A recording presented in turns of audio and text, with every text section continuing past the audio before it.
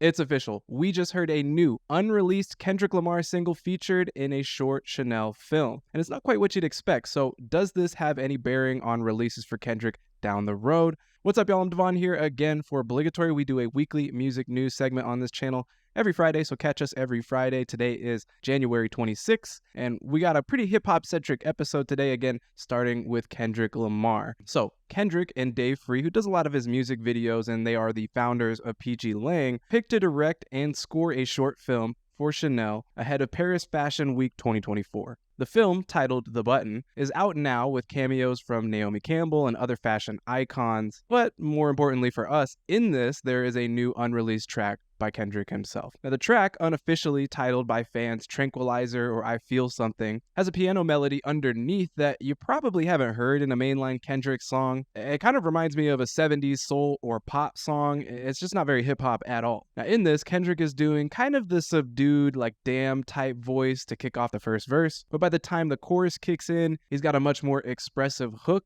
which is supported by a female vocalist that I haven't identified. It's cool, and I enjoyed it particularly in combination with the visuals, again, from Dave Free. That cinematography reminds me a lot of the Kendrick Lamar music videos that we've seen. Is this just a one-off? Is this any sort of sign of things to come? I think with Kendrick, it's really hard to tell sometimes, but I wouldn't hold your breath on this one being a part of any future album release or something like that. He did speak briefly in a Fashion Week interview about creating this song, providing some insight to the idea behind it and when it was created, but nothing to make you feel like it was anything more than a creative detour for him. I don't think this dictates any sort of timeline for new music, but it definitely doesn't hurt, right? Then on Tuesday, we got to see Andre 3000 performing on Colbert's Late Show and also sitting down for a brief interview with him as well. Now, if you didn't already know, Andre is going on tour this year in support of his new ambient jazz flute album, New Blue Sun. And so as the musical guest of this episode, he played That Night in Hawaii When I Turned Into a Panther, which is about a 10-minute track off of this album. The sit down with Colbert, it doesn't really cover anything super groundbreaking, but given that Andre doesn't really talk publicly or talk to the media super often, I think it's worth a watch. Colbert is kind of fumbling the handshake, but he finishes strong, and I like that. Perhaps the most interesting nugget of info that I gathered from elsewhere actually came from the New Blue Sun IMAX listening experience, which went live in a bunch of theaters this week across America. It was kind of a one-day event. In that, Andre said that New Blue Sun was originally at one point a 3-hour-long album.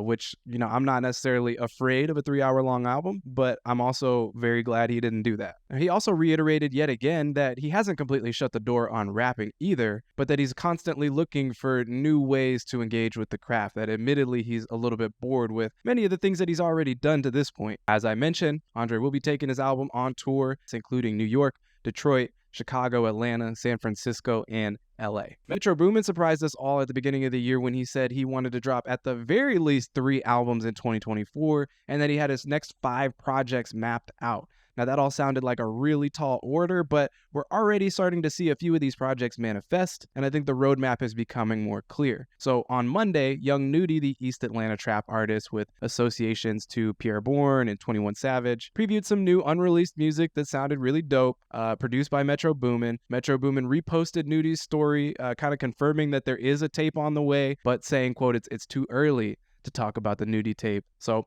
that sounds a little bit more distant, but just back in December, Future confirmed via his IG story that a collab with Metro Boomin was still on the way, as it had been rumored for much of the year prior to that point, and even potentially could have come out in 2023. So I think that one's a little more solid to expect from this year. And then on January 3rd, the same day Metro announced that he had all these projects that he wanted to drop, JID reconfirmed that he is diligently working on a project produced solely by Metro, which has been in the works since at least the previous summer. And that's another one that would ideally release this year, but none of those have strong dates yet, and we'll just kind of keep our ears to the ground for those or the other couple projects that he has in mind. Next up, take a look at all these dubs in the chat for a new Tierra Whack album. Finally, she is announcing her long-awaited debut album titled Worldwide Whack, and it's set to release on March 15th. Tierra's first project, Whack World, was an audio-visual project that was comprised of 15 one-minute songs that became somewhat of a viral success in 2018 when it was released. Now, if I recall, she was still working a day job in Philly when she released this album, and it's been up for her ever since this came out, even though her discography to this point only remains to be about an hour and a half long. The announcement did come with a single titled Shower Song. You can listen to it now. It's a whimsical little synth pop track that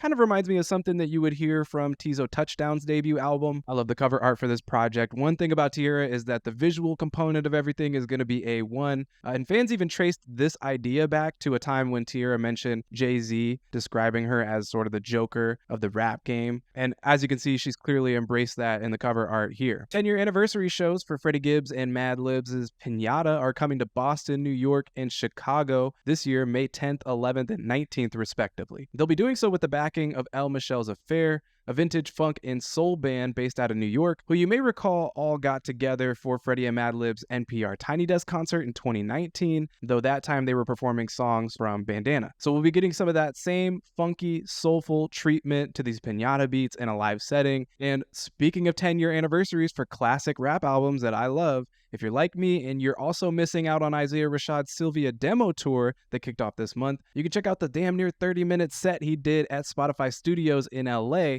on YouTube. In this set, he performs Menthol, R.I.P. Kevin Miller, Ronnie Drake, Shot You Down, and Heavenly Father, most of which have these little talking sections in between, kind of like a regular concert where he delivers some backstory on a few of these tracks. A couple cool things here though, at one point you actually get a look at what was the originally intended cover art for Cilvia demo, and it's so completely different from what we got, and it also doesn't match the tone of the album at all. Fellow TDE label mate Sir is also in the building for this performance, and you see him throughout, but also get to hear from him halfway through the video. He just released a new single and says his album is finished and on the way. So again, if you can't go to the shows, I definitely recommend checking out this video. The live versions of these songs highlight a lot of what I already love and find timeless about these tracks. This live set got an EP release, which is of course a Spotify exclusive, and you can check that out as well. Cudi and Lupe Fiasco squashed a beef this week that honestly I wasn't even aware of, but clearly held some very long-standing and very harsh feelings to this point. Lupe was very mad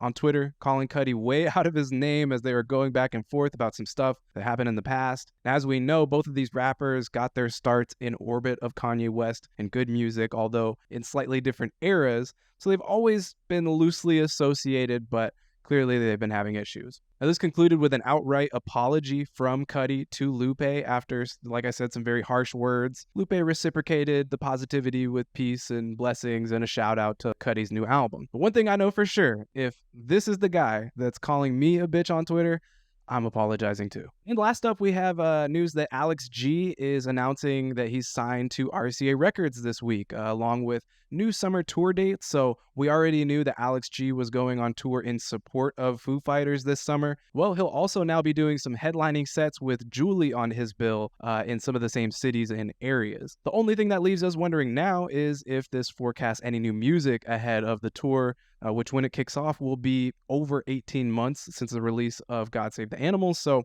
it's at least possible, at least the timing kind of would make sense, particularly with a new record deal. So we'll keep an ear out for that. Then we also have our editor's picks, our notable new releases from this week of stuff that dropped. We're kind of working on doing a piece-by-piece breakdown of the stuff we're showing you, but in this instance, we're just going to kind of show you the slate of projects. And as we do here every week, we have the albums announced this week, headlined by Tierra Whack dropping a new single and announcing her new album, as well as a good handful of other things that got announced. One thing that stuck out to me, Justice, Hyperdrama. Yes, the techno group Justice is back with a new album soon, and it's going to feature some stuff with like Kevin Parker, Tame Impala on that shit, so could be crazy, I don't know. Then as for albums coming next week, nothing that I am too particularly excited about myself, but a handful of new releases for sure, and probably some stuff that'll get announced throughout the week as well. And then as we head into February, these are the album releases that we have in the month of February on the slate for now, and then our albums listed for the rest of the year. Again, albums with titles and dates that we have slated all the way through April and May to this point. There will be more stuff that comes that hasn't been announced yet, and I think we're already off to a pretty strong start for the year. But what do you guys think? Is there music so far this year that you've loved? Because again, this was really the week that I thought was pretty good. Let me know down in the comments section. And that's all we have for you today. Hit the like button if you like this video. It's a great way to put us back in your feed the next time we drop another video. And it also helps us get put out there to other people. And we want to appreciate you for watching to the end of this video. So thank you.